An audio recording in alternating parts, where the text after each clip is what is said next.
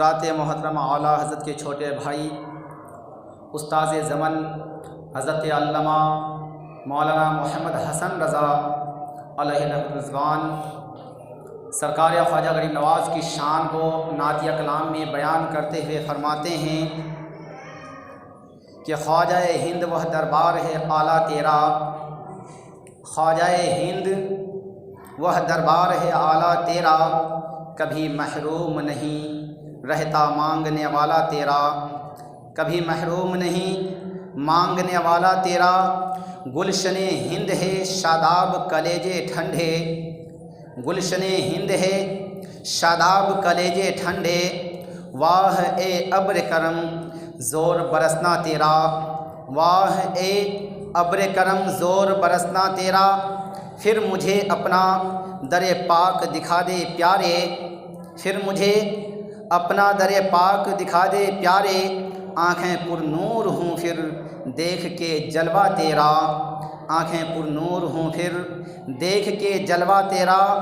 تجھ کو بغداد سے حاصل ہوئی وہ شان رفیع، تجھ کو بغداد سے حاصل ہوئی وہ شان رفیع، دنگ رہ جاتے ہیں سب دیکھ کے رتبہ تیرا، دنگ رہ جاتے ہیں سب دیکھ کے رتبہ تیرا۔ جب سے تو نے قدم غوث لیا ہے سر پر، جب سے تو نے قدم غوث لیا ہے سر پر، اولیاء سر پہ قدم لیتے ہیں شاہ تیرا، اولیاء سر پہ قدم لیتے ہیں شاہ تیرا۔ خواجہ ہند وہ دربار ہے اعلیٰ تیرا، کبھی محروم نہیں مانگنے والا تیرا۔ حضرات محترم، آج خواجہ پاک کا عرس پاک ہے، اور عرس پاک کے موقع پر ہزاروں کی تعداد میں نہیں بلکہ لاکھوں کی تعداد میں صرف ہندوستان سے نہیں بلکہ اور دیگر ممالک سے بھی زائرین آتے ہیں اور سرکار خواجہ پاک کی چوکھٹ سے اپنا فیض حاصل کر کے جاتے ہیں، اپنی مرادوں کو حاصل کر کے جاتے ہیں، اپنی مرادوں کو پا کر کے جاتے ہیں۔ بڑے خوش نصیب ہیں وہ انسان جو خواجہ پاک سے محبت بھی کرتے ہیں اور ان کی چوکھٹ پہ حاضری بھی دیتے ہیں۔ حضرات محترم، خواجہ پاک کی چوکھٹ افضل و اعلیٰ ہو کیوں نہیں، خواجہ پاک کی شان اور رتبہ بلند و بالا ہو بھی کیوں نہ ہو، جن کے دل میں عقیدت مصطفیٰ ہو، محبت مصطفیٰ ہو، جنہوں نے اپنی ساری زندگی کو راہ خدا میں صرف کر دیا ہو، جن کے ماں باپ ایسے متقی اور پرہیزگار ہوں کہ رات و دن عبادت الہی میں گزارنے والے ہوں، جن کے باپ دین میں باغات میں کام بھی کرتے اور صبح شام مسلمان کے بچوں کو تعلیم و تربیت بھی دیتے اور دین کی تبلیغ بھی کرتے۔ اس طرح سے جن کے والدین اپنی اولادوں کو پرورش کرے وہ اولاد کیسی ہو سکتی ہے؟ آج ہم اور ہماری ماں اور بہنیں جب ٹی وی دیکھتی ہیں تو ہماری اولادیں بھی پیدا ہوتے ہی یا تو موبائل کی تلاش کرتی ہوئی نظر آتی ہے یا تو ٹی وی کے سامنے میں جب تک ٹی وی کی گونج نہ سن لے تب تک وہ اولاد کو سکون نہیں مل پاتی ہے۔ حضرات محترم، جب ہماری اولاد جب ٹی وی دیکھتے ہوئے نظر آتے ہیں، ہماری ماں بہنیں ٹی وی دیکھتی ہوئی نظر آتی ہیں تو ہماری نسلوں کے اندر، ہماری اولادوں کے اندر وہی خامی پائی جاتی ہے جو ہماری ماں بہنوں اور بیویوں بیٹیوں کے اندر پائی گئی تھی۔ اور جب ہمارے بزرگ، ہمارے آقائے داتائی، ہماری بڑی بڑی ہستیاں دین کے تبلیغ کرنے والے اور کارواں کو آگے بڑھانے والے، جب بزرگان دین علماء کرام نے، جب ان کے والدین نے دین کی تبلیغ کے لیے، اپنی اولاد کی پرورش کے لیے انہوں نے جب اپنی اولادوں کو پرورش کیا، جب وہ اولاد پیٹ میں آیا تو ماں نے کبھی جھوٹ نہیں بولا، باپ نے کبھی غیبت نہیں کی، کبھی والدین میں سے کسی نے کسی کی بغاوت نہیں کی، ہمیشہ انہوں نے محبت کا پیغام دیا۔ جب وہ بچہ جنم لے لیتا ہے تو پھر انہیں جب دودھ پلانے کی باری آتی ہے تو ماں جب تک دودھ نہیں پی لیتی ہے، جب تک وضو نہیں کر لیتی ہے تب تک وہ والدین اپنی اولاد کو دودھ نہیں پلاتی ہے۔ باپ جب اپنے بچوں کے سامنے میں آتے ہیں اور جب انہیں اپنے بچے کو گود لینے کی چاہت ہوتی ہے، اس بچے کو کھلانے کا شوق اور جذبہ ابھرتا ہے تو वह बाप सबसे पहले वज़ू करता है, वह बाप सबसे पहले तिलावत कलामुल्लाह करता है, वह बाप सबसे पहले तिलावत कलामुल्लाह करके अल्लाह उसके रसूल की शान को बयान करता है। और जब बच्चे को गोद में लेता है, आज हमारी माँ और बहनें जबकि उन्हें अपने रोते हुए बच्चों को हंसाना होता है, अपने रोते हुए बच्चों को खिलाना होता है, अपने रोते हुए बच्चों को के चेहरे पे मुस्कुराहट लाना होता है, तो उनके हाथों में गाना लगा करके मोबाइल को दे दिया जाता है, उनके हाथों में रिमोट को थमा दिया जाता है और ये नंगी तस्वीरों को दिखाया जाता है। नंगे नाचने वालों की तस्वीरात को सामने ला करके वीडियो टीवी के सामने में ला करके रख दिया जाता है और फिर वह बच्चे को चुप कराया जाता है। ऐ मेरे मुसलमानों, याद रखो कि वही हमारे बुजुर्ग हैं। जब इन्होंने अपनी औलाद को परवरिश करने की कोशिश की तो इनके हाथों में मोबाइल नहीं थमाया, उनके हाथों में टीवी के रिमोट नहीं थमाया, उनके हाथों में मेमोरी नहीं थमाया कि मेरी औलाद गाना सुन करके सुकून पाले, मेरी औलाद शांत हो जाए, बल्कि उनको हमेशा ये सुनाता हुआ नजर आया, कभी मुस्तफ़ा जाने रहमत सुनाता हुआ नजर आया, कभी कलामुल्लाह सुनाता हुआ नजर आया, कभी हदीस नबवी सुनाता हुआ नजर आया। और जब यही औलाद जब जैसे जैसे दिन ब दिन आगे बढ़ती चली जाती है तो यही गयासुद्दीन के लुत्फ़े से पैदा होने वाला, गयासुद्दीन के लुत्फ़े से जन्म लेने वाला एक लाल, जिसको दुनिया ख्वाजा मोइनुद्दीन हसन चिश्ती के नाम से जानती और पहचानती है, ये लाल जब जन्म लेता है तो जन्म लेने का वक्त क्या होता है, अगर हम अपनी ज़बान में कहें तो 13 तारीख रजबुल मुरज्जब की थी, 537 हिजरी थी। और अगर अपनी ज़बान में कहें यानी कि तारीख बदलती ही शाम में, मगरिब के बाद तो तारीख बदल जाती है, मगर अगर अपनी ज़बान में लें जैसे 12 बजे के रात बदलती है, तब भी रात की तारीखी की वही 13 तारीख बताई जाती है। बाज़ रिवायतों में 14 तारीख आती है। हज़रात मोहतरम, रात की 3 हिस्से गुजर चुके थे, चौथा ये हिस्सा गुजरने वाला था। और जो बड़ी बड़ी हस्तियाँ थी जिन्हें दिल में खौफ खुदा मोहब्बत रसूल बसी हुई थी, वह जब रात की तहज्जुद की नमाज पढ़ने के लिए उठते हैं तो देखते क्या है, घर के मोहल्ले के अंदर इधर उधर देखा जाता है क्या कि नूर ही नूर नज़र आ रहा है। हज़रात मोहतरम, जब ये नूर का मामला समझ में नहीं आया, देखा कि कहीं ऐसा तो नहीं हुआ कि सुबह सादिक का टाइम हो चुका है और यहाँ में हमारा जो है तहज्जुद का टाइम ख़त्म हो चुका है, लिहाजा बाहर निकल करके देखा जाता है तो नहीं अभी रात की तारीकी तो नज़र आ रही है, मगर ये नूर कैसा है। सबों ने देखा कि गयासुद्दीन के घर के तरफ आसमान की तरफ से एक नूर आता है और सैयद गयासुद्दीन के घर में चला जाता है। तो चलो जाकर के देखते हैं कि वहाँ मामला क्या है, वहाँ का माजरा क्या है। वहाँ पे जब जाकर के देखा जाता है तो वहाँ पे एक लाल जन्म लेता है, एक बच्चा जन्म लेता है और उस बच्चे की ही तरफ वो नूर आता हुआ नज़र आता है और उस नूर से वो बच्चा जगमगाता हुआ नज़र आता है। हज़रात मोहतरम, जब बात यहाँ तक आती है, सुबह हो जाती है, जैसे ही दाई आ करके हज़रत गयासुद्दीन को ये खुशखबरी देती है, देने के बाद हज़रत गयासुद्दीन के लिए इससे बेहतर और कोई मौका ना था। अपने सरे अनवर को सजदे में झुका देता है कि मालिक परवरदिगार, तूने हमें ऐसा लाल दिया, तूने हमें ऐसा बेटा दिया कि जब ये बेटा पैदा हुआ तो देखने में भी खूबसूरत और देखने के साथ खूबसूरत बेटा तो जन्म दिया ही, तूने खूबसूरत बेटा तो मेरे घर में दिया ही, मगर तू अपनी तरफ से, अपने रहमो करम से, अपने हबीब के सदक़े में मेरे घर में आसमान की तरफ से नूर और निकाहत की बरसात अता फरमा दी कि पूरे संजर वाले यहाँ पे परेशान हैं, सस्तान वाले परेशान हैं। हज़रात मोहतरम, जब ये मामला हुआ तो जब वो आप हज़रत गयासुद्दीन जो आपके हज़रत ख्वाजा मोइनुद्दीन हसन चिश्ती रज़ियल्लाहु ताला अन्हु के वालिद मोहतरम हैं, जब सुबह का सवेरा होता है कि आपके ज़ौजा मोहतरमा यानी ख्वाजा गरीब नवाज़ के भी वालदा है मोहतरमा और आपके वालिद मोहतरम मशवरा करते हैं अब इस बच्चे का नाम क्या रखा जाए। हज़रत गयासुद्दीन जब इस बात का चर्चा करते हैं तो हज़रत ख्वाजा गरीब नवाज़ की वालदा है मोहतरमा कहती हैं कि ए मेरे शौहर नामदार, मैं बार बार एक ख्वाब देखती थी और उस ख्वाब में देखती क्या थी कि हमारे घर में एक बेटा जन्म लिया है, एक बच्चा जन्म लिया है, वो बड़ा खूबसूरत है और वह दीन का दाई बनकर जन्म लेने वाला है और उसका नाम मोइनुद्दीन रखा जाएगा, उसका नाम मोइनुद्दीन रखा जाएगा। और ये बात एक बार दो बार का नहीं है, بلکہ بار بار کہا ہے لہٰذا اے میرے شوہر نامدار، لہٰذا اس بچے کا نام معین الدین ہی رکھا جائے۔ حضرات محترم وہاں پہ معین الدین نام رکھ دیا جاتا ہے۔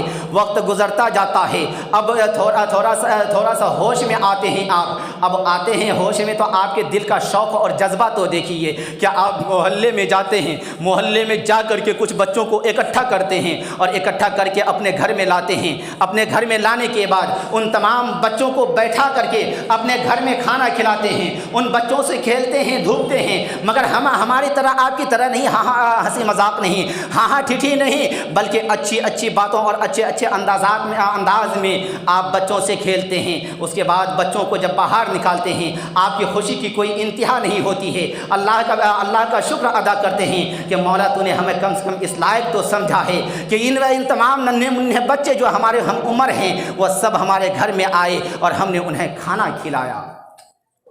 حضرات محترم یہی خواجہ غریب نواز کی عمر شریف کم و بیش 3 سے 4 سال کی ہے۔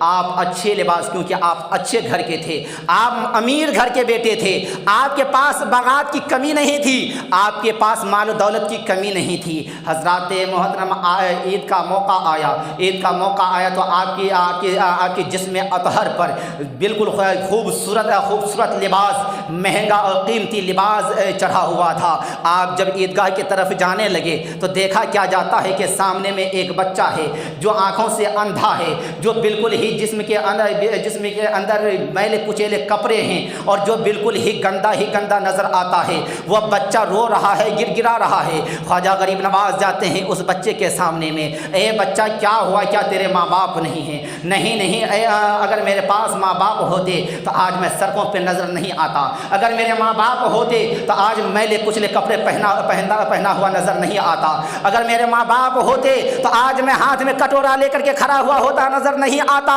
حضرت خواجہ غریب نواز کی صرف 3 سے 4 سال عمر شریف ہے۔ آپ کے دل دہل جاتے ہیں، اس بچے کو گھر لے کر کے جاتے ہیں، لے جانے کے بعد اپنی والدہ محترمہ سے کہتے ہیں اے میری ماں اس بچے کو نہلوا دیجئے، دھلوا دیجئے۔ اس بچے کو نہلوایا جاتا ہے، نہلوانے کے بعد انہیں تیل لگایا جاتا ہے، تیل لگا دیا جاتا ہے، ان کے بالوں کو سوار دیا جاتا ہے۔ جو خواجہ غریب نواز خود اپنے جسم اطہر پہ کپڑا پہنے ہوئے تھے وہ اتار دیتے ہیں، پرانے کپڑے آپ پہن لیتے ہیں، اپنی والدہ محترمہ سے کہتے ہیں کہ اے میری ماں یہ جو کپڑا آپ نے میرے لیے بنوائے تھے یہ کپڑا اس بچے کے جسم پہ چڑھا دیں۔ حضرات محترم وہ کپڑا اس بچے کے جسم پہ چڑھا دیا جاتا ہے، وہ بچہ کو کھلایا جاتا ہے، پلایا جاتا ہے، وہ بچے کی خوشی کی کوئی انتہا نہیں رہتی ہے۔ پھر خواجہ غریب نواز اس بچے کو ساتھ میں لے کر کے عیدگاہ کے میدان میں جاتے ہیں، اور یہاں پہ عجیب و غریب معاملہ تو یہ ہے کہ ٹائم ہو چکا تھا، مگر دیکھیے کہ وہاں پہ معاملہ ایسا ہوتا ہے کہ ٹائم کا پتہ ہی نہیں چلتا ہے۔ جیسے ہی خواجہ غریب نواز اس عیدگاہ کے میدان میں پہنچتے ہیں وقت بالکل صاف ظاہر ہو جاتا ہے کہ وقت ہو چکا ہے، لہٰذا اس ٹائم میں پھر عیدگاہ پہ نماز ہوتی ہے۔ پھر اس بچے کو آپ ہمیشہ ساتھ میں رکھتے ہیں، یہاں تک کہ آپ نے جوانی تک میں، اور یہاں تک کہ جب آپ سنجر سے الوداع ہونے لگے تو اس مال و دولت کے 2 حصے کیے، جس میں سے ایک حصہ کے اس راستے میں ملے ہوئے بھائی کو بنایا دیا، اور دوسرا حصہ آپ کے پاس جو تھا وہ سارے کے سارے بیچ کر کے راہ خدا میں خرچ کر دیا۔ حضرات محترم جب ماں باپ ایسے نیک ہوں، جب ماں باپ نمازی ہو، ماں باپ روزے دار ہوں، ماں باپ جھوٹ غیبت چغلخوری سے بچنے والے ہوں، اور جب ماں باپ اہدنا الصراط المستقیم پر چلنے والے ہوں تو اولاد خواجہ معین الدین حسن چشتی کی طرح جنم لیتا ہے۔ اگر ماں حافظ قرآن ہو، تلاوت کرنے والی ہو تو غوث اعظم جیسے لال جنم لیتا ہے۔ اگر ماں متقی اور پرہیزگار ہوتی ہیں تو بیٹا امام احمد رضا خان کی طرح جنم لیتا ہے۔ اگر ماں باپ راہ حق پر چلنے والا ہو، حق پرست ہو، تو سرکار تاج الشریعہ مفتی اختر رضا خان جنم لیتا ہے۔ حضرات محترم آج ہم کس دنیا میں جاتے ہوئے نظر آتے ہیں؟ آج بعض آدمی کی طرح کے اعتراضات ہوتے ہیں، اسی میں کچھ یہ بھی اعتراضات ہوتے ہیں جب کبھی ذکر چلتا ہے مجلسوں میں، محفلوں میں کہ ہمارے خواجہ پاک نے 90 لاکھ بددینوں کو، جن کے دل میں ایمان کے چراغ روشن نہیں ہوئے تھے، جن کے دل کالا ہی کالا ہو چکا تھا، سیاہی تھا، ان کو جو ہے 90 لاکھ ایسے جن کے کالے دل ہو چکے تھے، کالے سیاہ دل ہو چکے تھے، ان کو نور ایمان سے منور کر دیا۔ بعض انسانوں کا اعتراض ہوتا ہے جن کو علم کا کوئی پتہ ہی نہیں، جن کے علم کا کوئی پتہ ہی نہیں، کہتے ہیں نا کہ تھالی پر کا بیگن ادھر جھکایا تو ادھر ہو گیا، ادھر جھکایا تو ادھر ہو گیا۔ ایسے بد عقیدہ رکھنے والے کہتے ہیں یہ کیسے ہو سکتا ہے؟ محمد عربی صلی اللہ تعالیٰ علیہ وسلم نے کم و بیش 1,24,000 بددینوں کو دین اسلام عطا فرمایا، ایمانی نور عطا فرمایا۔ خواجہ پاک نے 90 لاکھ کو عطا فرمایا۔ مطلب یہ ہے کہ محمد عربی سے آگے بڑھ گئے۔ اے نادانوں، یاد رکھ لینا کہ ہمارے خواجہ پاک نے محمد عربی سے آگے نہ بڑھا۔ ہمارے خواجہ پاک اولاد رسول تھے، اولاد رسول ہیں، اولاد رسول قیامت تک رہیں گے۔ رسول کائنات کی نسل سے تھے، ہیں، رہیں گے۔ رسول نہیں بن سکتے، ہندوستان کے راجا ہیں، ہم سب کے خواجہ ہیں تو ہندوستان کے ہی راجا رہیں گے۔ اگر وہ خواجہ پاک رسول اعظم صلی اللہ تعالیٰ علیہ وسلم کے نواسا تھے، نواسا ہیں، قیامت تک نواسا ہی رہیں گے۔ مگر معاملہ کیا ہے؟ حضرات محترم، ایک عالم دین ہے، وہ کھڑا ہو کر کے ایک پیغام دیتا ہے، وہ پیغام ہمارے قوم مسلم وہ پیغام کو عام کرتی ہے۔ عام کرنے کے بعد ہوتا کیا ہے؟ کوئی وہ عوام کی باتوں کو سن کر کے ایمان لے آتا ہے، کوئی ان باتوں کو سن کر کے اپنے گناہوں سے توبہ کر دیتا ہے، کوئی ان باتوں کو سن کر کے، ایک عوام کی باتوں کو سن کر کے، عالم کی باتوں کو سن کر کے نہیں، عوام کی باتوں کو سن کر کے وہ اپنے تمام غلط فہمیاں کو چھوڑ دیتا ہے، بھلا دیتا ہے، غلط فہمیاں کو ایک راستے کو بھلا دیتا ہے۔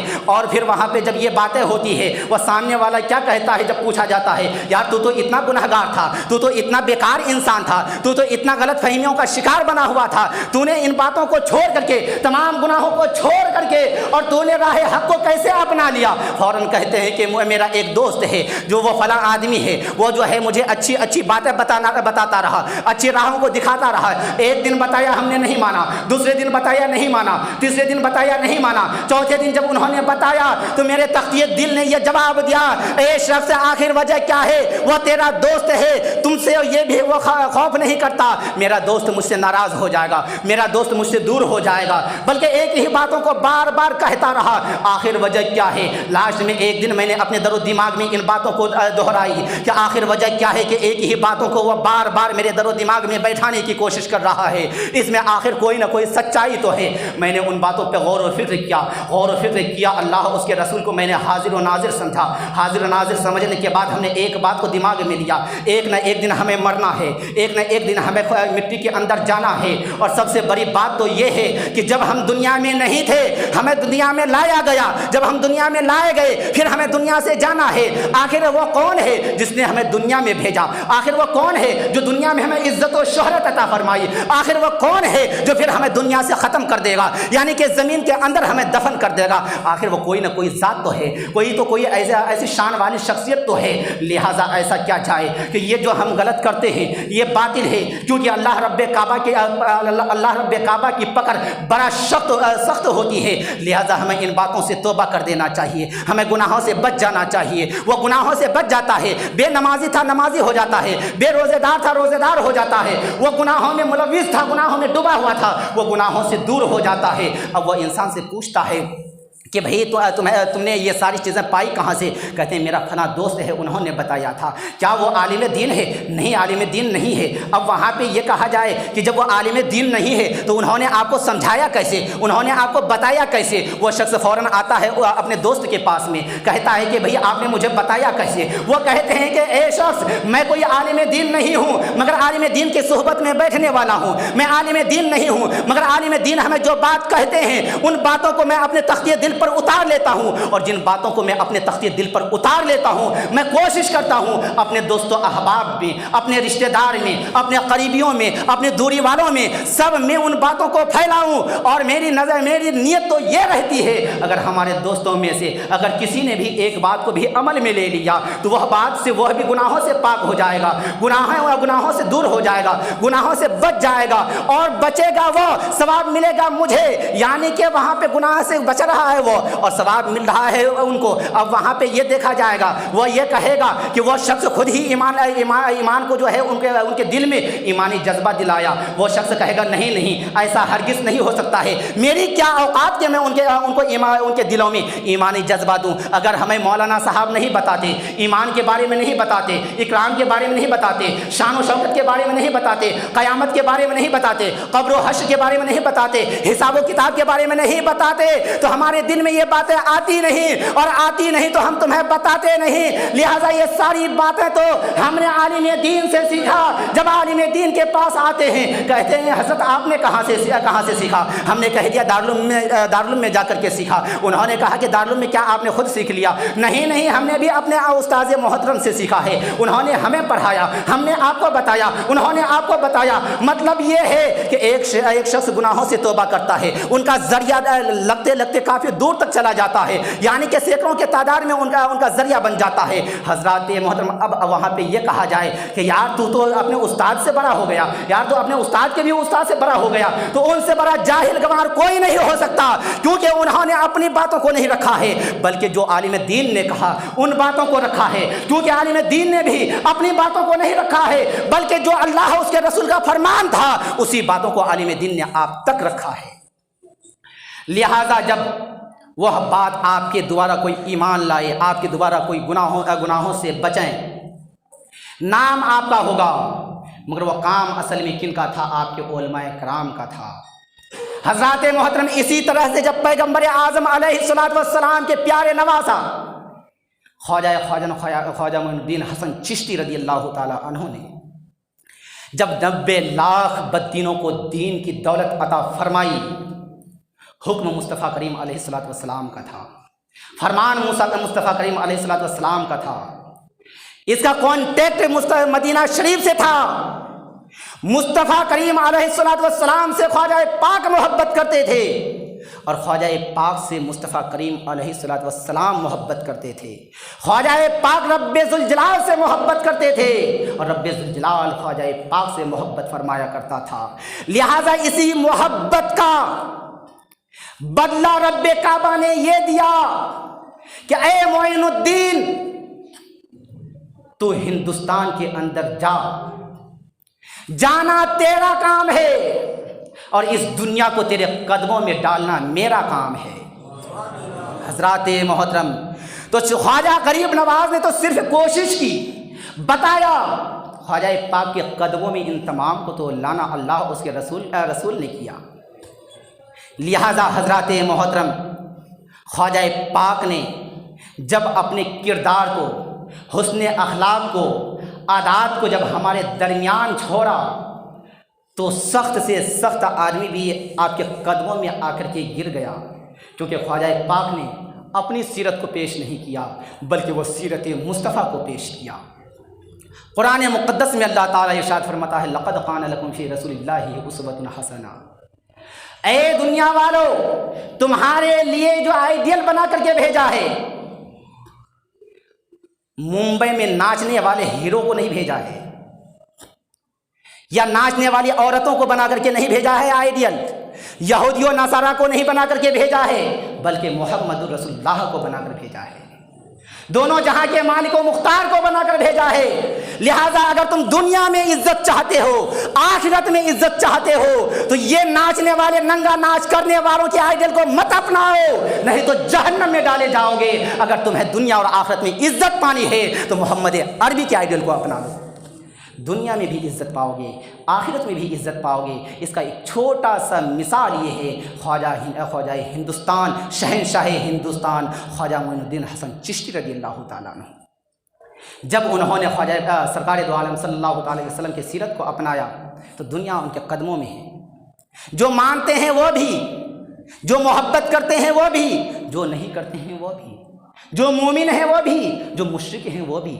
آخر وجہ کیا ہے؟ اس وجہ سے کہ انہوں نے کردار مصطفیٰ کو دکھایا, کردار مصطفیٰ کو اپنایا. لہٰذا معزز سامعین کرام, میں آپ سے مؤدبانہ اپیل کرنا چاہتا ہوں کہ اگر آپ زندگی میں اور آخرت میں عزت بھی چاہتے ہیں, اور شان و شوکت بھی چاہتے ہیں, بلندی بھی چاہتے ہیں, تو دنیا دار کے آئیڈیل کو چھوڑیے, مدینے کے تاجدار کے آئیڈیل کو اپنائیے. تو حضرات محترم، لہٰذا اللہ تعالیٰ کی بارگاہ مقدسہ میں دعا ہے کہ مولا ہمیں بولنے میں، آپ حضرات کو سننے میں کسی بھی قسم کی کوئی غلطیاں ہوئی ہو تو اپنے فضل و کرم سے معاف عطا فرما، اور ان بیانوں پہ سب سے پہلے مجھے خود کو عمل کرنے کی توفیق عطا فرما، میرے بعد میرے تمام مسلمان بھائی بہنوں کو عمل کرنے کی توفیق و رفیق عطا فرما۔ استغفر اللہ ربی من کل ذنب واتوب الیہ۔ السلام علیکم ورحمۃ اللہ تعالیٰ وبرکاتہ۔ اپنے صفوں کو درست کر لیجیے، کھڑے ہو